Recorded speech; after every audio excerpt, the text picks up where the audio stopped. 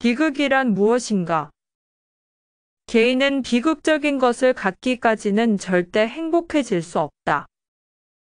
비극적인 것은 그것 안에 인자함을 갖고 있다.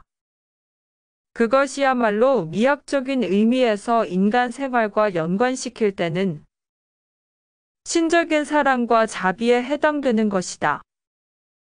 그것은 그보다도 더 인자한 면을 갖고 있다. 그래서 나는 그것은 근심을 달래주는 어머니의 사랑이라고 말하고 싶다. 비극은 양심을 선택했을 때 핍박, 장애, 불치병 등등이며 신의 자비가 여기서 나타난다. 하지만 그 반대의 개념인 희극은 범죄를 말하고 있다. 범죄는 웃기는 상황을 연출하고 끝내는 혐오감을 주는 것이다. 키에르케고르가 말하는 죄의 깊이는 희극적 요소인 범죄를 말하는 것이 아니라 원죄를 말하는 것이다. 원죄는 인간을 겸손하게 만들고 진정한 사랑을 깨우쳐준다. 비극의 절정은 순교이다. 그는 순교를 모색하고 있었다. 여기서 그는 예수와 사도 바울을 칭하는 것이다. 놀라운 사실은 순교를 당한 것이 아니라 순교를 찾아다녔다는 것이다. 즉 양심적 행동은 항상 순교를 동반한다. 이것이냐 저것이냐 일권은 모차르트의 천재성이 어떻게 발현된 것인지 밝히고 있다. 모차르트의 천재성은 에로스적인 것과 그리스도교가 합쳐진 순간에 나타난 것이라고 키에르케고르는 주장한다. 그리스도교는 에로스적인 것을 배제하지 않고 포함하고 있다. 또한 심적인 사랑은 시간 안에서의 존속이고 감성적인 사랑은 시간 안에서의 소멸이지만 이 후자를 정확하게 표현하는 매개는 바로 음악이다. 즉 음악은 그리스도교의 출현으로 완벽해졌다고 키에르케고르는 주장한다. 102페이지는 에로스적인 것과 그리스도교적인 것은 정신에 의해서 결합된다는 설명이다. 정신은 에로스적인 학문을 구체화시키며 그 대표적인 예가 모차르트인 것이다. 이 책에서 가장 중요한 대목은 첫사랑이다. 이것이냐 저것이냐 2권에서 첫사랑에 대해 자세히 나오지만 1권은 첫사랑을 무시하고 바람둥이 카사노바가 주인공으로 등장한다. 이 바람둥이는 에로스, 플라톤 학문을 전공했고 그 학문적 기술로 처녀들을 유혹하고 나서 무참하게 버리고 다른 처녀들을 찾아 나서는 행동을 보여준다. 즉 키에르케고르 자신은 저 바람둥이가 아니며 영원히 레긴이 올센만 사랑하고 있다는 것을 변증하기 위해 이것이냐 저것이냐를 쓴 것이다. 키에르케고르는 마리아와 칸트의 어머니처럼 성숙한 정신을 레긴이 올센이 가졌으면 하고 희망했지만 그녀는 키에르케고르가 순교적 삶보다 안정적인 삶을 살기를 희망했다. 키에르케고르는 그녀에게 실망하고 파혼을 한 것이다. 그 이후에 그녀는 예전부터 알고 지낸 공무원 남자와 결혼해버렸다. 키에르케고르는 그녀에게 엄청나게 실망했지만 죽는 그 순간까지 그녀를 사랑했고 사람들의 비난 속에서 40대 초반에 순교하고 말았다. 키에르케고르는 유럽 사회는 에로스적, 바람둥이로 넘쳐나는 사회라고 비판을 한다. 또한 정신에 대한 정열은 없고 권태로움뿐이라고 주장한다. 권태로움에 의해 나타나는 것은 우울증이고 이 우울증은 바람둥이들을 생산해낸다. 권태는 범실론의 데모니시한 일면이다. 만약 우리가 권태 그 자체에 머문다면 그것은 악의 원리가 된다. 바람둥이의 반대말은 첫사랑이다. 첫사랑을 대부분 사람들이 짝사랑과 착각하는데 첫사랑은 서로가 결혼까지 결심한 사랑을 말하는 것이다. 키에르케고르는 셰익스피어의 로미오와 줄리엣처럼 목숨을 걸 정도의 사랑을 첫사랑이라고 칭하고 있으며 마리아와 요셉, 아우구스티누스와 동거한 여인, 칸트의 부모님 등을 첫사랑의 대표적 예시라고 설명한다.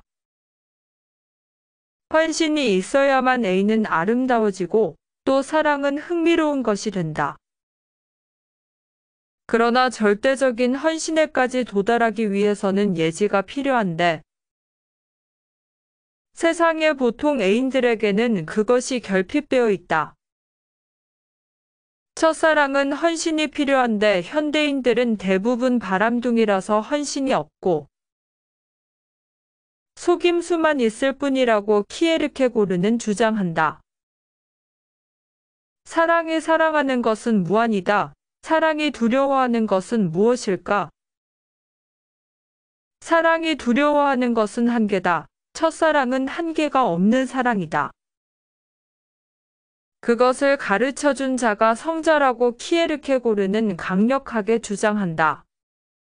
평범한 사람은 어떤 사람인가?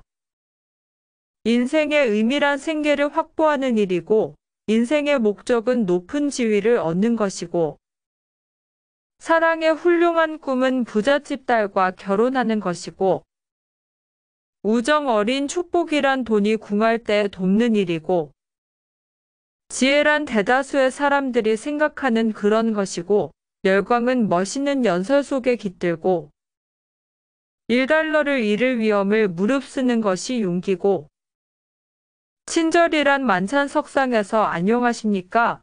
하는 말 속에 깃들어 있고, 경건이란 1년에 한 번 예배에 참석하는 일이라는 것을 나는 이런 것들을 보고 웃었다. 이것이냐 저것이냐는 양심이냐 욕망이냐의 의미이다. 평범한 사람은 양심보다 욕망을 선택한다. 위에 키에르케고르의 말처럼 평범한 사람의 삶은 보잘것없고 불행한 삶이다. 양심을 선택해야 행복하다. 하지만 양심을 선택하기란 세상에서 가장 어렵다. 실질적으로 아무런 재능이 없이 평범하면 불행하고 우울할 수밖에 없다. 그래서 삶 자체가 비굴하고 야비하다.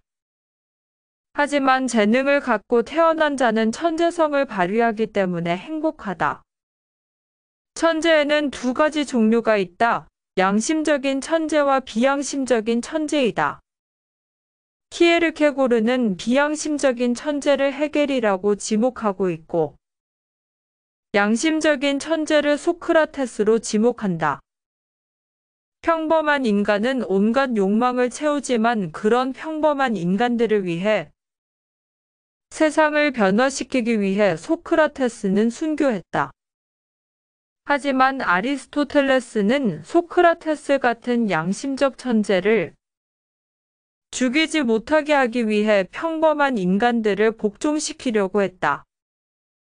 헤겔은 아리스토텔레스의 윤리관을 이어받았다. 양심적 천재는 평범한 인간들을 지키기 위해 희생하고, 비양심적 천재는 양심적 천재를 지키기 위해 평범한 인간들을 통제와 일정 수준으로 제거한다. 이 얼마나 큰 비극이고 아이러니인가. 세상은 아이러니와 비극의 극치이다. 평범한 인간들이 욕망을 절제하면 세상은 평화롭겠지만 그들은 욕망을 찾아서 방황한다. 양심적 천재들은 대부분 권력을 거부했고 검소한 삶을 살았다. 그리고 평범한 인간들의 모범이 되었다. 가난에는 두 가지가 있다. 방탕한 가난과 검소한 가난이다. 소크라테스는 검소한 가난이었고 모든 사람들은 그를 존경했다. 표절은 왜 하는 것일까? 서곡이란 실력이 모자라는 작곡가에게는 흔히 위험스러운 유혹이다. 그들은 자칫하면 자신의 작품에서 표절하거나 자신의 주머니에서 훔치기가 일쑤여서 이것이 혼란을 일으키게 한다.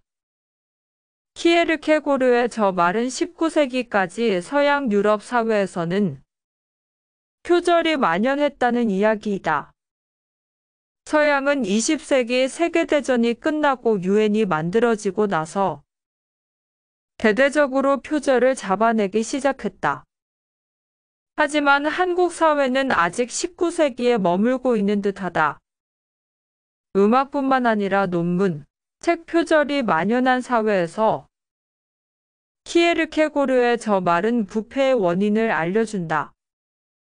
표절은 실력이 모자라는 사람이 하는 범죄 행위이다.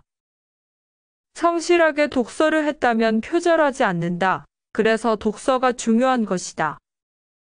음악이든 과학이든 어느 분야에서 독서가 중요하지 않는 분야가 없고, 전문적 독서를 통해서 표절의 유혹에서 빠져나올 수 있다.